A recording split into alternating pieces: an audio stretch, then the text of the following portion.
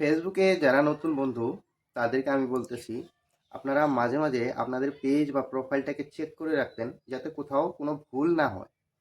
সেই ভুলটার জন্য আপনার ফেসবুকটা ওপেন করেন, এখানে দেখেন। তো এই যে আমি ফেসবুকটা ওপেন করেছি, তো এখানে ক্লিক করতে হবে।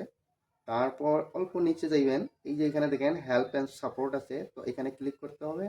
তারপর এখানে দেখেন সাপোর্ট নামের একটা অপশন আছে, এখানে ক্লিক করবেন।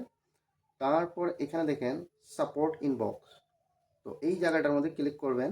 তারপর কিন্তু এই ধরনের একটা অপশন চলে আসবে। তো এখানে দেখেন রিপোর্ট অ্যাবাউট আদার্সের মধ্যে ক্লিক করবেন। এই রকম দেখেন নো রিপোর্টস, তার মানে এখানে গ্রিন টিক লাগানো আছে, এই ধরনের থাকতে হবে।